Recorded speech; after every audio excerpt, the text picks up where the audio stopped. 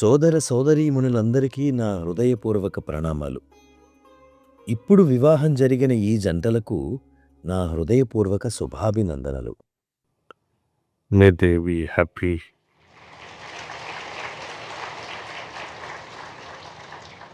and lead a very prosperous life. వాళ్ళు సంతోషకర, సుసంపన్న జీవితం గడపాలని కోరుకుంటున్నాను.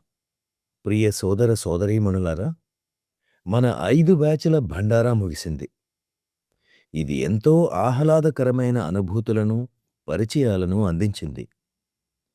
ఇటువంటి కార్యక్రమాల నుండి మనం చాలా విషయాలను నేర్చుకోగలం.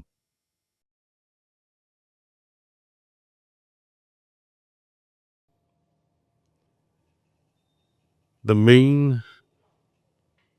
rather the essence of this Pandara మన గురు పరంపర ఆకాంక్షించినట్లుగా ఈ భండారా ముఖ్య ఉద్దేశ్యము, సారము మనం శూన్యతగా తయారవ్వడమే. బాబూజీ మహారాజ్ సూచించినట్లుగా అభూదియాత్ అనే అంతర్గత స్థితిని అలవరుచుకోగలగటం. పార్సీ భాషలో అభూదియాత్ అంటే నిగ్రహ స్థితి, తగ్గి ఉండే అప్రాధాన్య స్థితి. అటువంటి స్థితి పొందడానికి వందల కొలది ప్రార్థనలు, ప్రాణాహుతి ప్రసారాలు అవసరం అని కూడా వారు వివరించారు.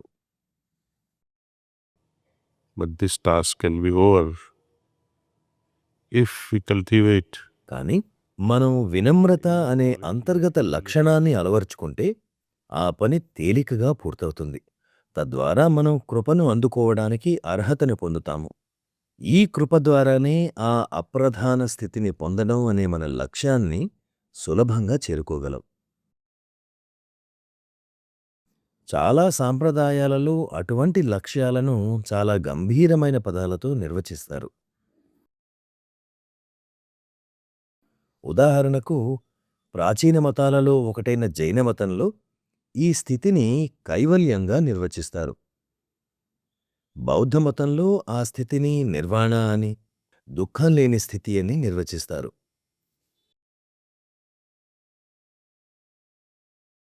హిందూ మతంలో అటువంటి ఉన్నత స్థితులను మోక్షంగా నిర్వచిస్తారు. క్రైస్తవ మతంలో స్వర్గ సామ్రాజ్యం లేదా దివ్య సామ్రాజ్యంగా నిర్వచిస్తారు. బాబూజీ అటువంటి స్థితిని అప్రాధాన్య స్థితి లేదా శూన్యత్వ స్థితిగా నిర్వచిస్తారు. శూన్యత్వంగా తయారవ్వండి. ఇటువంటి ధైర్యవంతమైన ప్రకటన చేయడం ఆధ్యాత్మిక చరిత్రలోనే మొదటిసారి అని నేను భావిస్తాను. to become nobody, to become that original state from which everything started, from that nothingness.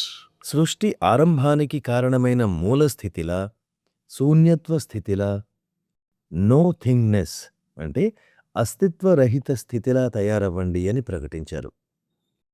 ఎంతో కొంత మిగిలి ఉన్నంతకాలం మీరు స్వేచ్ఛను పొందలేరు.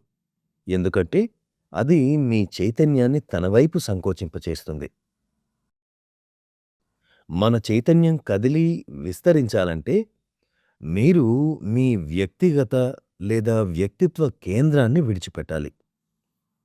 Center.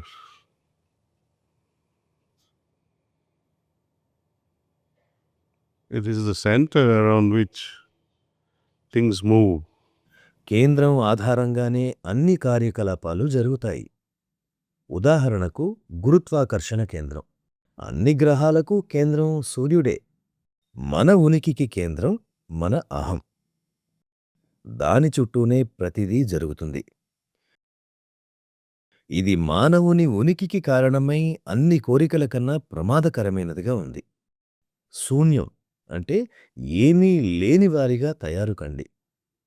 అయితే నేను ఇతరుల కన్నా ఉన్నతమైన శూన్యాన్ని అని మీరు అనలేరు.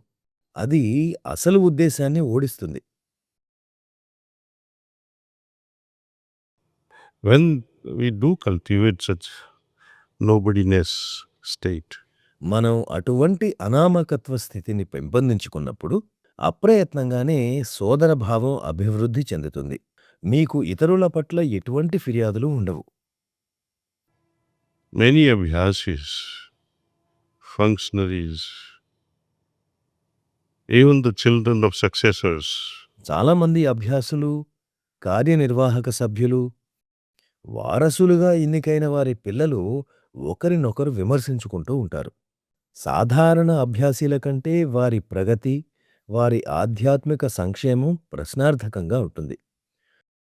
ఎందుకంటే వారసులుగా ప్రకటించబడిన వారి పిల్లలు అన్ని క్లిష్ట పరిస్థితులను తట్టుకుని పైకి ఎదగాలని ఆశించబడుతుంది.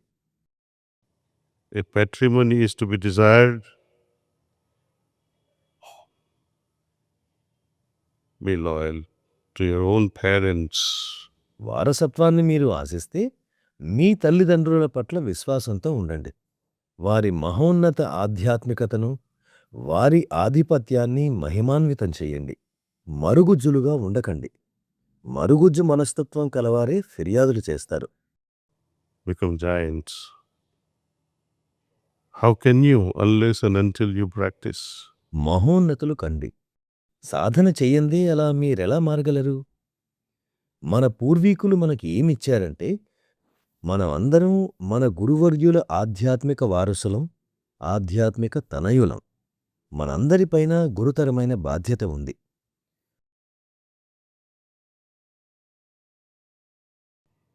Make forefathers happier. పూర్వీకులను సంతోషపరచండి అనే సందేశంతో ఈ 2026వ సంవత్సరం వసంత పంచమి సందేశాలు మొదలయ్యాయి. మీకందరికీ గుర్తుండే ఉంటుంది, మన గొప్ప పూర్వీకులు, మన గురు పరంపర శ్రీకృష్ణ భగవానుడి దగ్గర నుండి వారినెలా సంతోషపరచాలి? How to make them happy? Not through praising, పొగడడం ద్వారా, భజనలు, కీర్తనలు పాడడం ద్వారా కాదు, కపటత్వం ద్వారా కాదు. మీ అహంకారాన్ని రూపుమాపుకోవడం ద్వారా, వినమ్రతతో సేవకులుగా మారడం ద్వారా సాధించాలి. హృదయపూర్వకంగా సేవ చేయడం ద్వారా దీన్ని సాధించాలి.